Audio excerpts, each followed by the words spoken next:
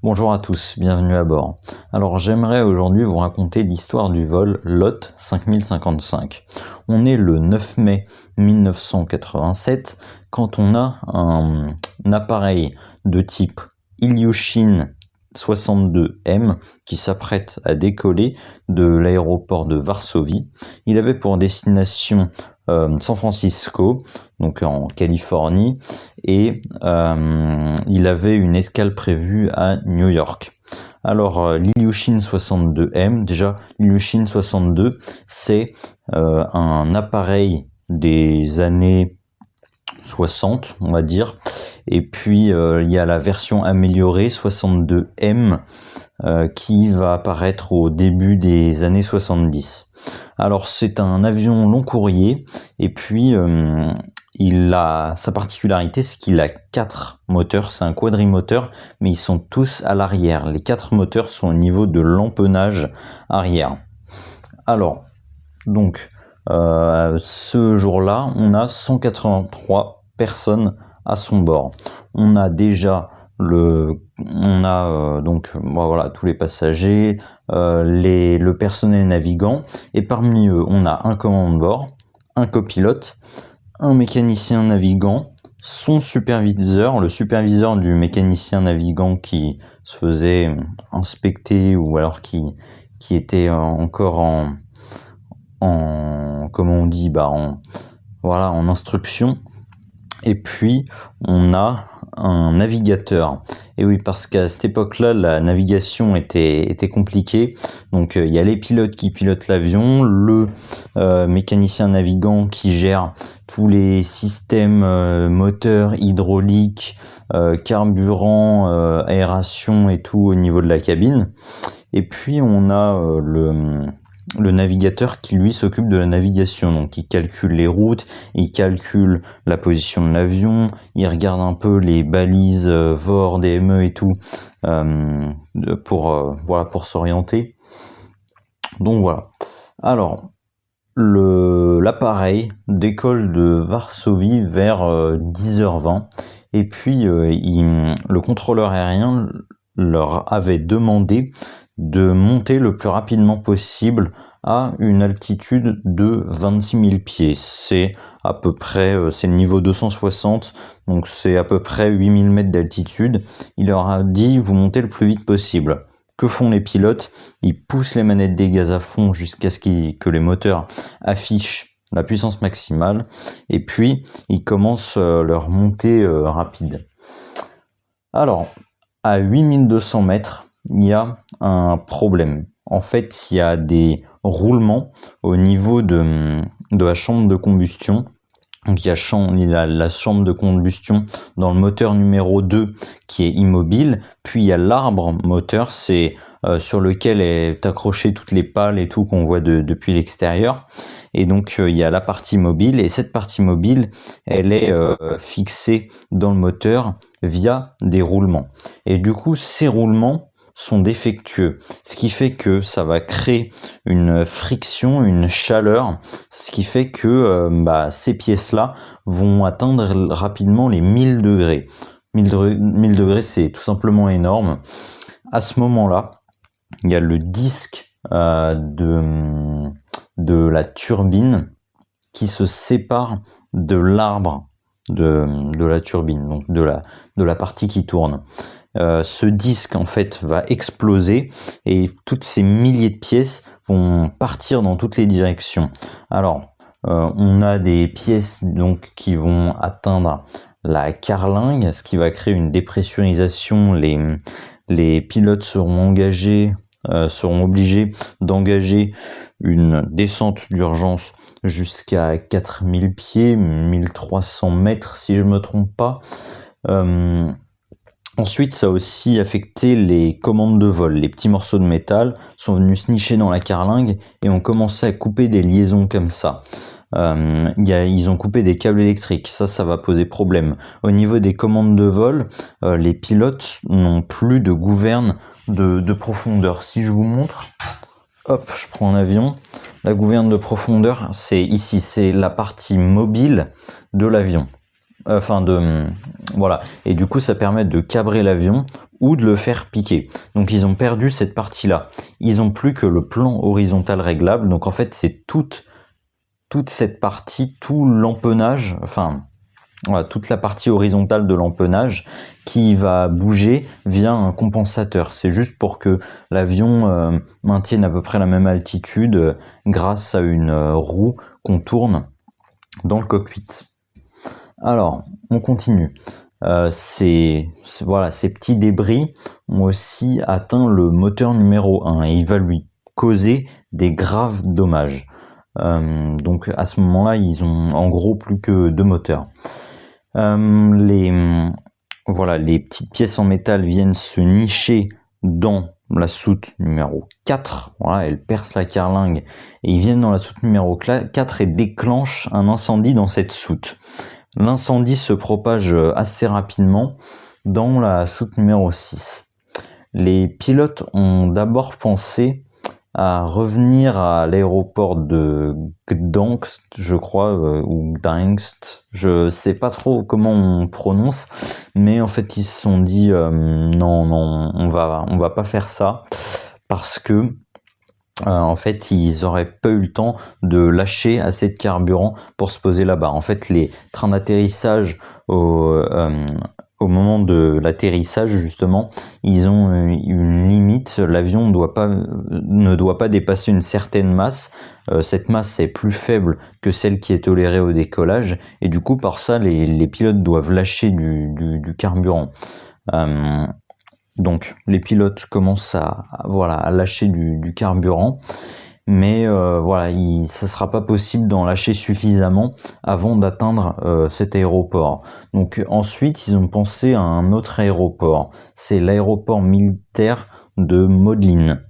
Alors, ils vont hésiter à y aller et finalement, ils décident de retourner à Varsovie parce qu'ils ont des meilleurs équipements de secours. Mais bon, en fait, l'aéroport de Moldin, il aurait suffi, les équipements de secours auraient suffi pour gérer un avion en feu qui doit se poser très rapidement.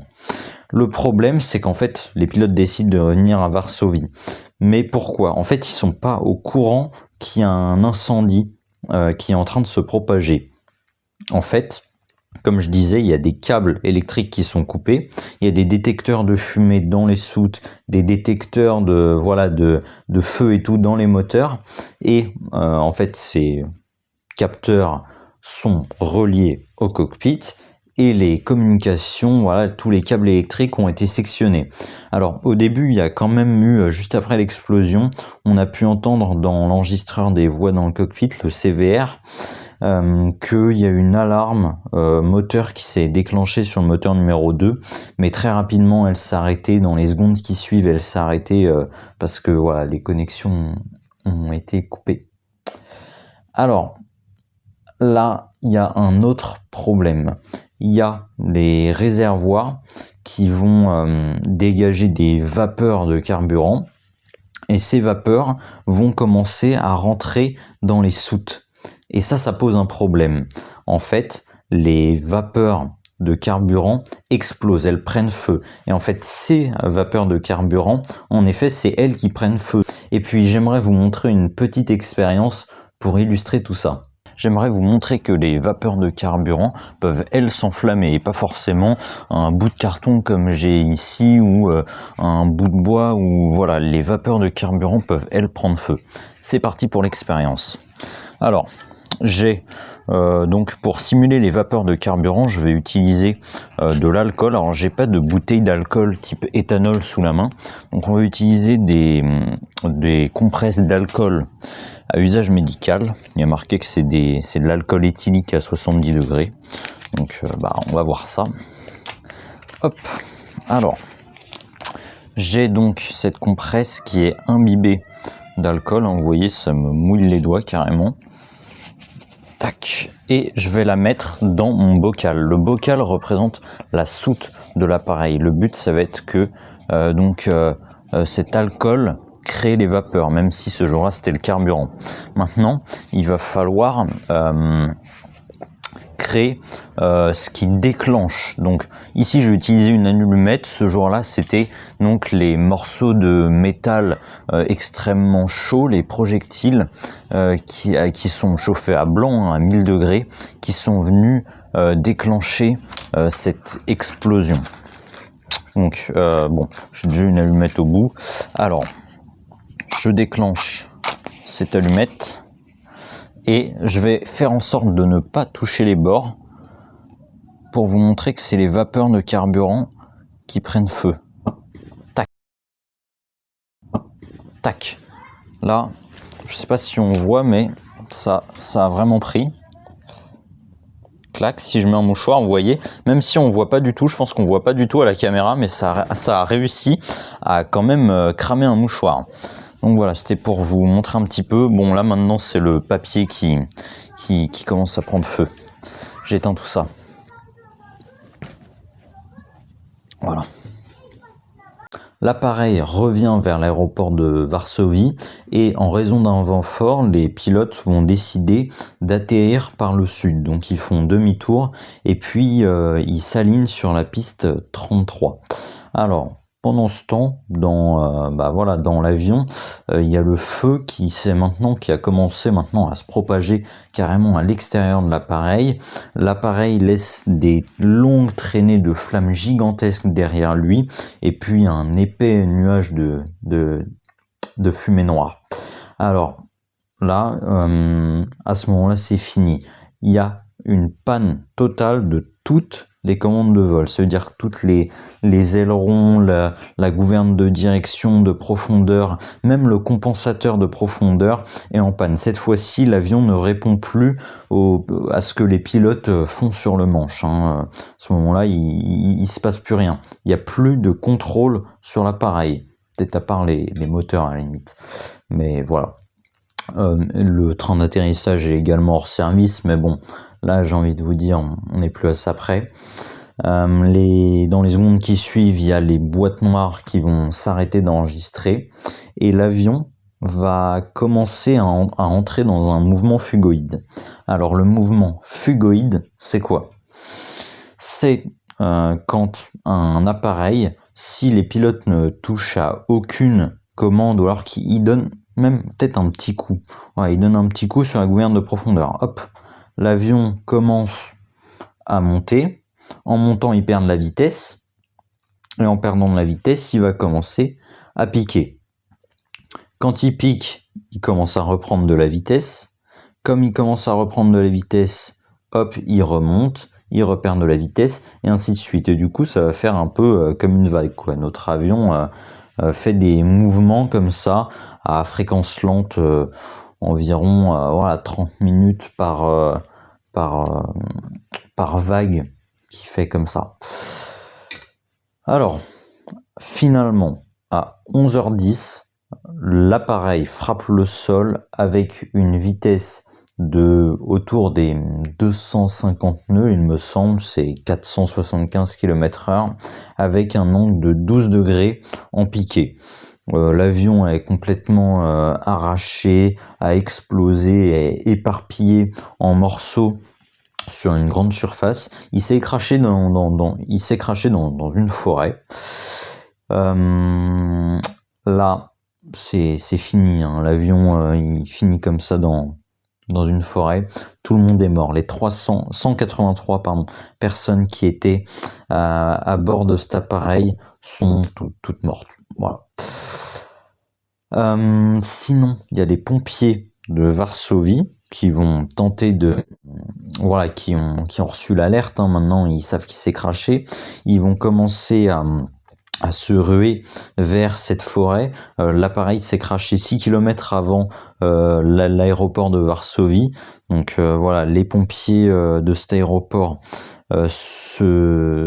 commencent à se diriger vers la forêt, sauf que ça va être compliqué parce que les camions de pompiers, ils peuvent pas aller traverser cette végétation dense que représente la forêt. Alors, que s'est-il passé finalement avec ces roulements? Eh bien, en fait, il y avait un un point faible qui était sur les moteurs du Ilyushin 62. Et puis il y avait le même problème sur sa version améliorée, le 62M. C'est que il y avait voilà, la turbine basse pression et l'arbre moteur avaient des dysfonctionnements. Alors, je vous explique.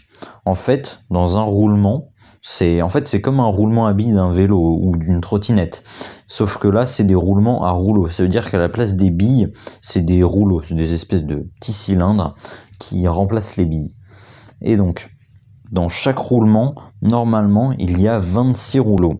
Sauf que, faute de pièces à l'usine, ou plutôt manque de pièces à l'usine de fabrication de ces roulements, ils n'ont mis que 13 rouleaux par roulement. C'est 2 fois moins que ce qu'il faudrait. Donc forcément, ils sont beaucoup moins résistants. Alors, ce qui s'est passé ce jour-là, c'est que le roulement s'est grippé. Et puis, c'est ça qui a provoqué la surchauffe extrême de tous ces composants. Voilà, ils ont été chauffés à blanc, hein, à 1000 degrés, c'est énorme. Et puis après, avec toute la réaction en chaîne. Alors, il y avait aussi le même accident qui s'était produit à la même compagnie, Lot Polish Airlines, compagnie polonaise. Et donc, il s'est passé la même chose. En fait, c'est problème moteur de ce type. Et puis, il s'est crashé de la même façon. C'était le vol Lot 007. Voilà, merci à tous d'avoir suivi la vidéo jusqu'ici. C'était 183 morts, c'est beaucoup pour un seul appareil. Voilà, c'était Transpondeur 7700, j'espère que la vidéo vous a plu, et puis on se revoit dans une prochaine.